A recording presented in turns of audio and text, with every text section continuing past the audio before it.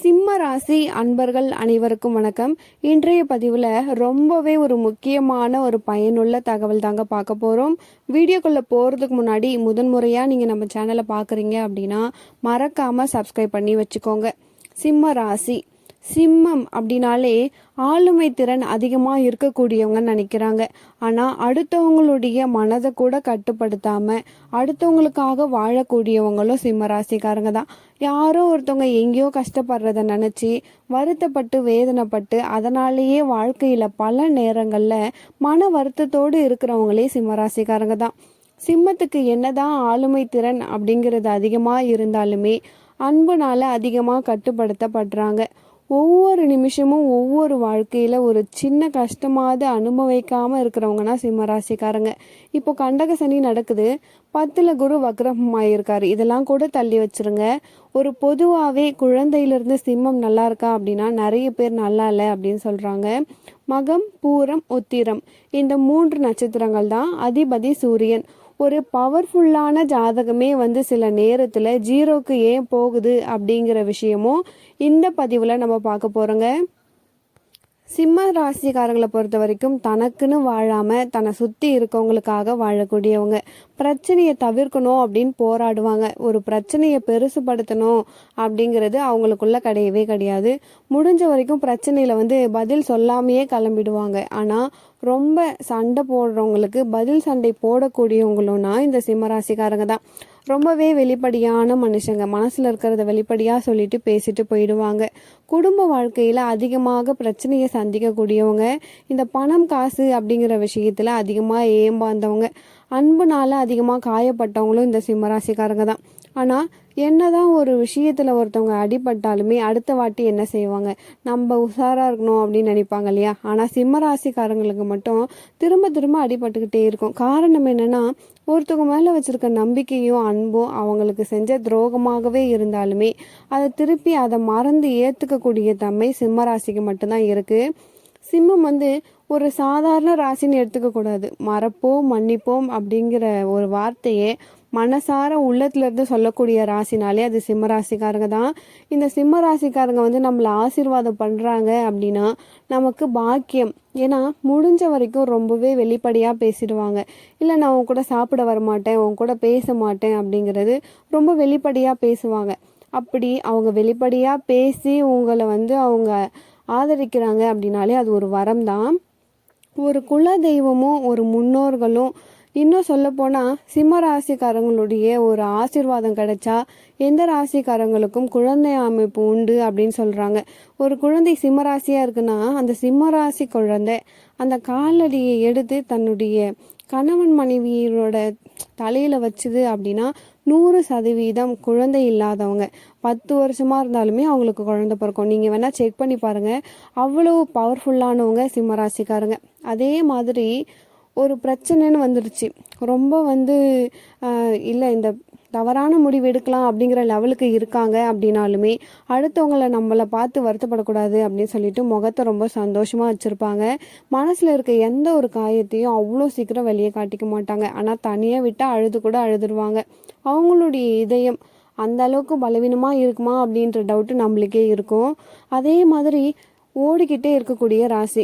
ஏதாவது ஒரு விஷயத்த செய்யணும், ஏதாவது ஒரு விஷயத்த கற்றுக்கணும், நம்ம ஏதாவது ஒரு விஷயத்தில் அப்டேட் ஆகிக்கணும் அப்படிங்கிற விஷயம் அதிகமாக இருக்கக்கூடியவங்க.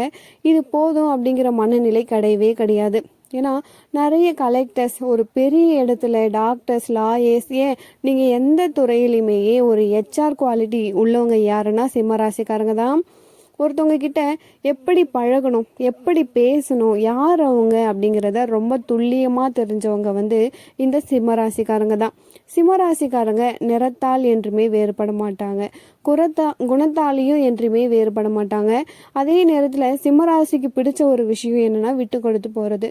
எல்லா விஷயத்துக்கும் விட்டு கொடுத்து போகணும்னு சொல்ல மாட்டாங்க. ஆனால் நியாயமான எந்த ஒரு விஷயத்துக்குமே விட்டு கொடுத்து போகக்கூடிய மனநிலை இருக்குது இவங்ககிட்ட. இன்னும் ஒரு பெரிய அட்வான்டேஜ் என்னன்னா எதற்குமே கவலைப்படாமல் எதையும் சமாளிக்க முடியும் அப்படிங்கிற நம்பிக்கையில் வாழக்கூடியவங்க. ஒரு விஷயம் வந்து நாளைக்கு பயப்படுற மாதிரி இருக்குது அப்படின்னா அதை பற்றி பெருசாக யோசிக்கவே மாட்டாங்க. அதை சமாளித்து கொண்டு வந்துடலாம், நம்மளால் முடியும் அப்படிங்கிற தன்னம்பிக்கை உடையவங்க.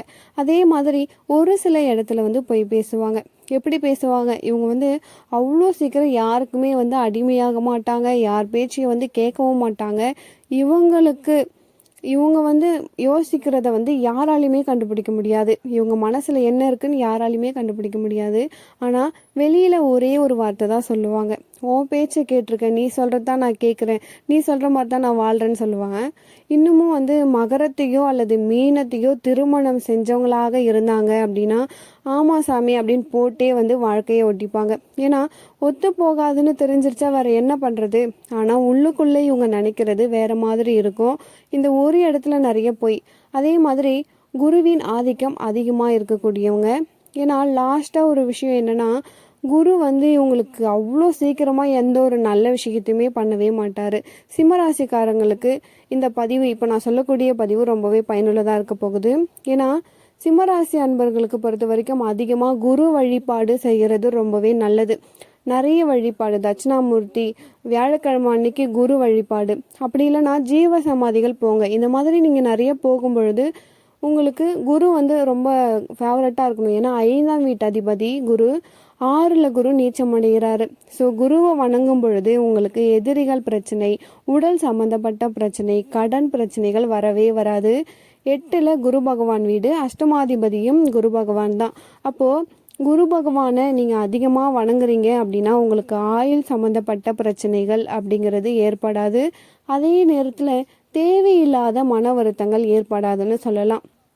அதே மாதிரி உங்களுடைய 12ஆம் இடத்துல குரு பகவான் உச்சமாகறாரு. ஸோ விரயங்கள், சுப விரயங்கள் ஏற்படும். நீங்கள் என்னதான் பிஸ்னஸில் போயிட்டு கோடி கோடியாக சேர்த்து வச்சாலுமே அந்த சுப விரயங்கள் அப்படிங்கிறது ஏற்படாமல் இருக்கவே இருக்காது. அப்போது குரு வழிபாடு அப்படிங்கிறது சிம்மராசிக்காரங்க பண்ணாங்க, வழிபாடு செஞ்சாங்க அப்படின்னா ரொம்ப வந்து ஸ்ட்ராங்காக ஒரு விஷயம் கிடைக்கும். சிம்மராசிக்காரங்க கிட்ட இன்னும் ஒரு விஷயம் சொல்லணும் அப்படின்னா, அவங்களுடைய நினைப்பு சிந்தனையினால அடுத்தவங்க கண்டிப்பாக பயன்பெறுவாங்க. இப்போது இந்த பயன் அப்படிங்கிறதுக்கு ஒரு 3 விஷயங்கள் இருக்குது. அதாவது அந்த சிம்மராசிக்காரங்களுக்கு உபயோகமான பயன்.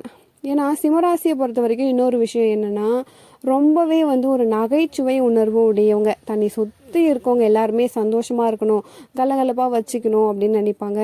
சிம்மராசிக்காரங்க வந்து ஒரு 10 பேர் இருக்காங்க, அதில் ஒரு ஆள் சிம்மராசிக்காரங்களாக இருந்தால் கூட அந்த 10 பேருக்கும் சந்தோஷமாக இருப்பாங்க அப்படிங்கிறது நியதி. சிம்மராசியில் பிறந்தவங்க ஆணாக இருந்தாலும் பெண்ணாக இருந்தாலும் எதிர்பாலினம் வந்து கூட அதிகமாக இருப்பாங்க. இப்போது சிம்மராசிக்காரங்க வந்து ஒரு பெண்ணாக இருக்கும் பொழுது நிறைய ஆண் நண்பர்கள் அப்படிங்கிறது அவங்களுக்கு இருக்கும். அதே மாதிரி சிம்மராசிக்காரங்க பெண்ணாக இருக்கும் பொழுது அதே மாதிரி இவங்கக்கிட்ட ஒரு பெரிய விஷயம் என்னென்னா, இவங்களுக்கு உதவி அப்படிங்கிறது நிறையவே பண்ணுவாங்க. இரத்த தானம் அதிகமாக பண்ணுவாங்க. பணம் சம்மந்தப்பட்ட உதவியை தவிர மீறி எந்த உதவியாக இருந்தாலும் மற்றவங்களுக்கும் பண்ணுவாங்க. சிம்மராசி அன்பர்களை பொறுத்த வரைக்கும் காதல் அதிகமாக இருக்கும். ஒரு காதலில் தோத்தாலுமே கூட அடுத்த காதலுக்கு உடனே ரெடி ஆகிடுவாங்க. ஒரு காதல் முடிஞ்சிட்டு அடுத்த காதலுக்கு ரொம்ப டைம் எடுத்துக்க மாட்டாங்க.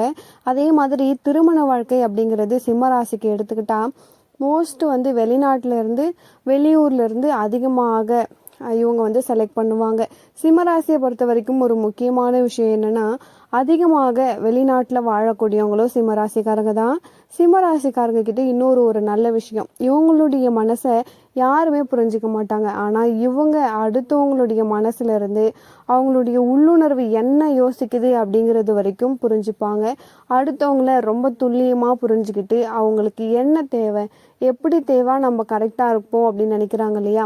ஏன்னா ஒரு சிம்மராசிக்காரங்களால் ஒரு வீட்டையும் சமாளிக்க முடியும், ஒரு நாட்டையும் சமாளிக்க முடியும் அப்படின்னா மனதில் வந்து தேவை என்ன அப்படிங்கிறத புரிஞ்சு பேசுவாங்க. இப்போது ஒரு சிம்மராசிக்காரங்க வந்து பொய் சொல்கிறாங்க அப்படின்னா அந்த பொய்யால் ஒரு 10 பேர் சந்தோஷம் அடைகிறாங்களா, சரி பரவாயில்ல பொய் தானே சொல்லிட்டு போவோம் அப்படின்னு நினைப்பாங்க.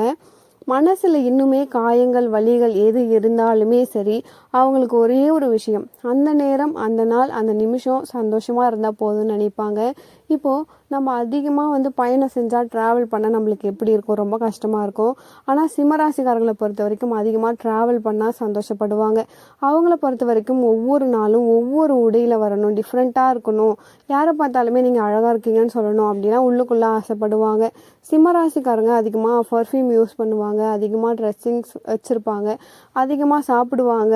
வெரைட்டி அப்படிங்கிறது ரொம்ப அதிகமாக இருக்கும். இது எல்லா விஷயத்துலையுமே பொருந்தும்.